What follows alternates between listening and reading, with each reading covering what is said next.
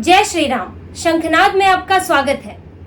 संविधान की कॉपी लेकर घूमने वाले राहुल गांधी अब खुद संविधान का उल्लंघन, कानून का उल्लंघन करने के मामले में फंसते नजर आ रहे हैं। राहुल गांधी भारत के नागरिक है या नहीं? उन्होंने ब्रिटिश नागरिकता कब छोड़ी? वो चुनाव लड़ने के योग्य है या नहीं? अब इस पर सवाल उठ रहा है और ये सवाल बहुत गंभीर है क्योंकि इसके लिए गंभीर दस्तावेज दिए गए हैं। इस मामले में कर्नाटक के रहने वाले शिशिर विघ्नेश ने याचिका डाली है। अशोक पांडे उनके वकील हैं और इसमें उन्होंने कुछ महत्वपूर्ण दस्तावेज देते हुए राहुल गांधी के खिलाफ दो मामले उठाए हैं। एक मामला उनकी ब्रिटिश नागरिकता को लेकर है और एक मामला ये है कि सजा याफ्ता होते हुए भी उन्होंने अभी जो लोकसभा चुनाव हुए उसमें चुनाव कैसे लड़ा, वो भी दो जगह से। क्योंकि आप जानते हैं कि राहुल गांधी को मोदी सर ने मामले में 2 साल की सजा हो चुकी है। याचिका में यही सवाल उठाया गया है कि उनको सजा हुई है और उस पर स्टे भी लगा है, लेकिन क्या उन्होंने इसके बाद की कानूनी प्रक्रियाएं पूरी की है? दरअसल कानून कहता है कि अगर आपको 2 साल या उससे ज्यादा की सजा हुई है और अगर उस पर स्टे लग गया है तो सुप्रीम कोर्ट से या जिस भी अदालत ने स्टे लगाया है आपको उसे एक स्पेशल परमिशन लेनी होती है, तभी आप चुनाव लड़ पाते हो। अगर आप स्पेशल परमिशन नहीं लोगे या उसमें लगाई गई शर्तों का पालन नहीं करोगे तो आप चुनाव लड़ने के योग्य नहीं होगे। तो राहुल गांधी के साथ यही मामला है। क्या पर सवाल उठता है कि क्या राहुल गांधी ने स्पेशल परमिशन ली है? जैसे कि अफजाल अंसारी का केस है। अफजाल अंसारी गाजीपुर से अभी सांसद चुने गए हैं। उनको 4 साल की सजा हुई थी। गैंगस्टर एक्ट के तहत मामला चल रहा है। उनके सजा पर सुप्रीम कोर्ट ने स्टे लगा दिया, लेकिन चुनाव लड़ने से पहले अफजाल अंसारी ने कोर्ट से परमिशन ली थी, स्पेशल परमिशन ली थी और कुछ शर्तें भी लगाई गई थी। उसके बाद अफजाल अंसारी ने चुनाव लड़ा, लेकिन कोर्ट ने उन्हें संसद की कार्यवाही में हिस्सा लेने से रोका हुआ था, तो वो संसद में प्रवेश नहीं कर सकते जब तक कि हाई कोर्ट का फैसला नहीं आ जाता।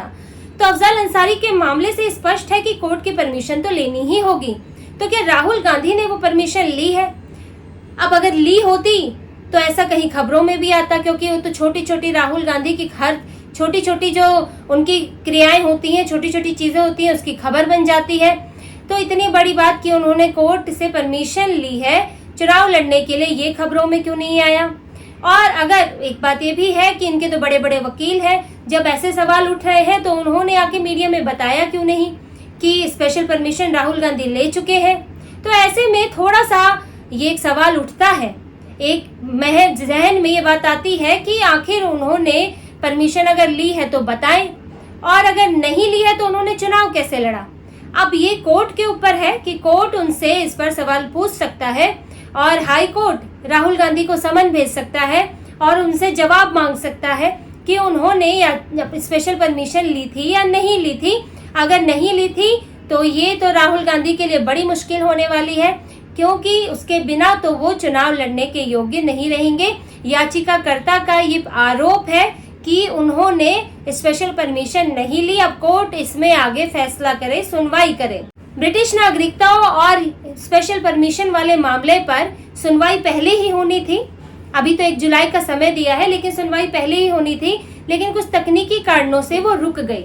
कोर्ट में मामला पहुंचा, लेकिन जो वकील हैं अशोक पांडे, उनका एक तकनीकी मामला था। 2016 में उन्होंने हिंदू पर्सनल लॉ को लेकर एक याचिका डाली थी।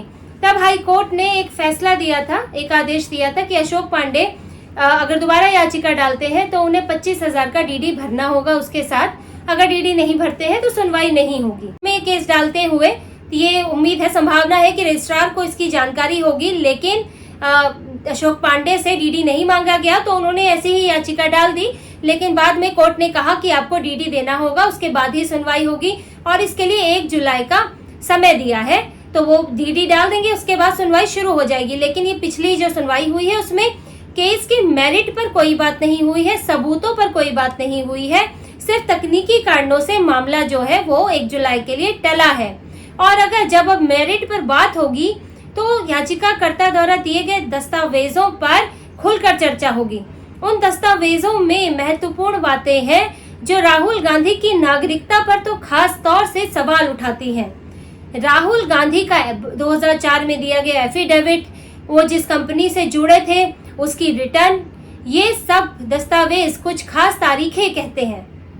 याचिकाकर्ता ने अपनी याचिका में बताया है और उन्होंने कहा है कि मेरे पास के सबूत भी हैं और मेरे पास दस्तावेज भी हैं कि राहुल गांधी एक कंपनी बैकअप्स लिमिटेड से जुड़े हुए थे। बैकअप्स लिमिटेड ब्रिटिश कंपनी है।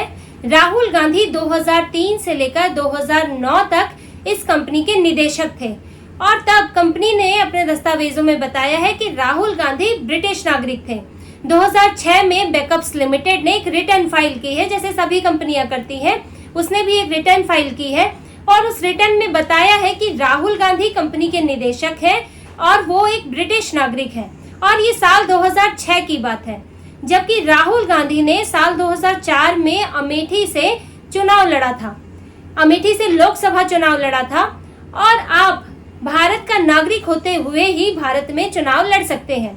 राहुल गांधी ने चुनाव लड़ने से पहले जब नामांकन दर्ज किया तो एक एफिडेविट दिया था जिसमें उन्होंने ये बताया था कि मैं भारत का नागरिक हूँ, लेकिन उसके साथ कोई दस्तावेज नहीं दिया था, कोई प्रमाण पत्र नहीं दिया था।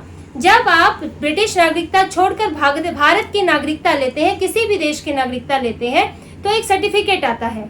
तो वो सर्टिफिकेट राहुल गांधी ने एफिडेविट नामांकन के साथ नहीं लगाया था और उसमें सिर्फ इतना ही जिक्र है कि वो भारत के नागरिक है। और क्योंकि उस समय कांग्रेस की सरकार थी तो राहुल गांधी से पूछता भी कौन, क्योंकि युवराज है, अब युवराज से सवाल कौन करेगा, थे नहीं थे ये तो नहीं कह सकते, ये तो कोर्ट ही पूछेगा। लेकिन उस वक्त उन्होंने कोई प्रमाण पत्र नहीं दिया था, जैसे कि आपने अक्षय कुमार के मामले में देखा होगा। अक्षय कुमार को जब भारत की नागरिकता मिली तो उन्होंने एक सर्टिफिकेट दिखाया था, एक फोटो डाली थी, उनके पास एक सर्टिफिकेट था।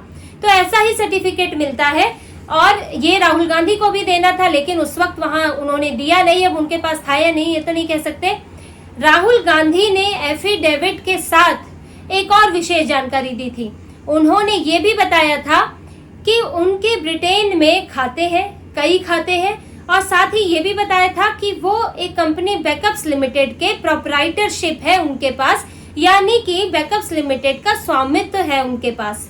और वही दस्तावेज 2006 में कहते हैं कि राहुल गांधी कंपनी के निदेशक हैं। तो दोनों चीजें जुड़ती हैं। 2004 में राहुल गांधी ने बताया कि मेरे पास बैकअप्स लिमिटेड का स्वामित्व है और 2006 में भी वही बात आती है। और राहुल गांधी जब भारत से ब्रिटेन गए, वो वहीं पढ़े लिखे, उन्होंने कुछ कंपनी में काम भी किया, बिजनेस भी शुरू किया, तो वहां पर राहुल गांधी ने ब्रिटिश नागरिकता ली थी। ये कोई छुपा हुआ फैक्ट नहीं है, छुपा हुआ तथ्य नहीं है।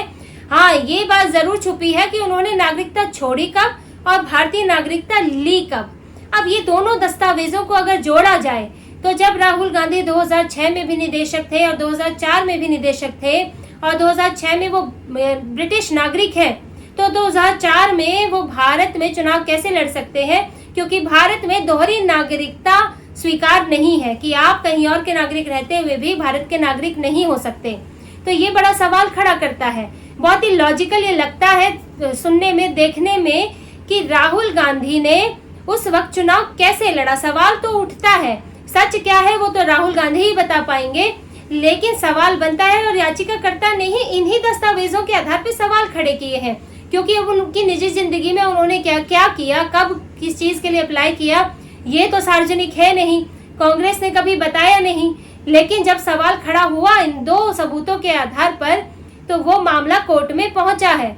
अब कोर्ट के ऊपर है कि कोर्ट इस मामले में आगे सुनवाई करते हुए, सुनवाई तो होगी ही, राहुल गांधी से कब जवाब मांगता है।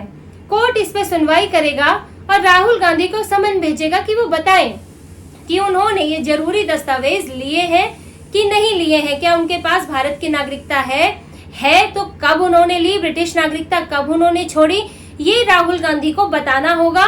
और कोर्ट में ये हल्के सबूत नहीं लगते हैं, क्योंकि ये कंपनी की रिटर्न है जो एक गंभीर दस्तावेज है और एक राहुल गांधी का एफिडेविट है जो अपने आप में वो तो भारत का एक कानूनी दस्तावेज है। तो इन दोनों को इग्नोर करना बड़ा मुश्किल काम है। हालांकि कोर्ट के ऊपर है बहुत सारी चीजें, क्योंकि आजकल कोर्ट भी बड़े हाई प्रोफाइल मामलों में थोड़ा अलग तरह का व्यवहार करने लगे हैं। अरविंद केजरीवाल का मामला तो देखा ही है, स्पेशल उनको बेल भी मिल जाती है, तो वो नहीं कह सकते। और ये तो राहुल गांधी का मामला है, या तो आधी रात में कभी भी सुबह सुबह भी कोर्ट बैठ जाती है इनके लिए।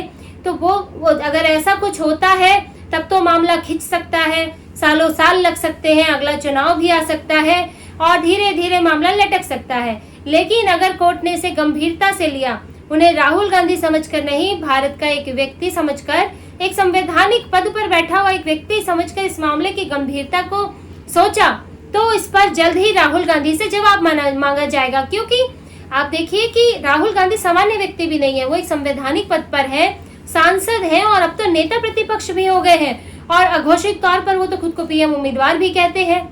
तो ऐसे में ऐसे व्यक्ति के लिए अगर कानूनी तौर पर इतना उल्लंघन किया होगा, कानून का इस तरह मजाक उड़ाया होगा, तो ये तो बहुत गंभीर मामला बनता है। ये तो विदेशी नागरिकता का मतलब अंतर्राष्ट्रीय मामला बन जाता है कि आपके पास अगर ब्रिटेन की नागरिकता रहते हुए आपने भारत में चुनाव लड़ा, तो ये तो ऐसा मामला है कि जो देशद्रोह में भी आ जाएगा। सिर्फ कानूनी मामला नहीं है कि आप कहीं उनके एजेंट बनकर तो यहाँ नहीं बैठे थे।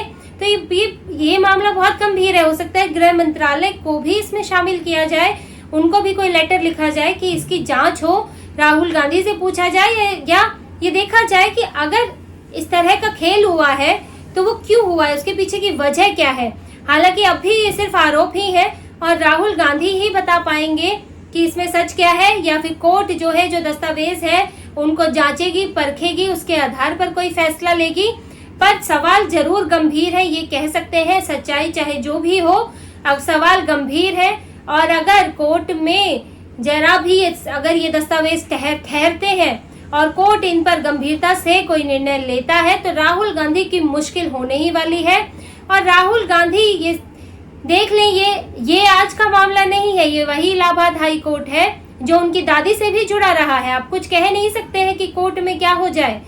कोर्ट गंभीर और कठिन कड़े फैसले भी देते हैं। इंदिरा गांधी की सदस्यता रद्द करने वाला इलाहाबाद हाई कोर्ट ही था, जिसके बाद उन्होंने इमरजेंसी लगाई थी जब उनकी सदस्यता चली गई थी। तो कोर्ट ने तो तब भी कड़े फैसले दिए और इंदिरा गांधी तो प्रधानमंत्री थी। तो राहुल गांधी के मामले में भी अब ऐसा नहीं है कि उन्हें प्रिविलेज हर जगह मिल जाएगा और उनके साथ एक विशेष व्यवहार हर जगह होगा। कोर्ट कुछ भी हो सकता है। अब जो है नियमित बेंच इसकी सुनवाई करने जा रही है और अगर दस्तावेज ठोस हुए, मजबूत हुए तो राहुल गांधी के पर सवाल, राहुल गांधी की चुनाव लड़ने की योग्यता, उनकी सांसदी गंभीर खतरे में है।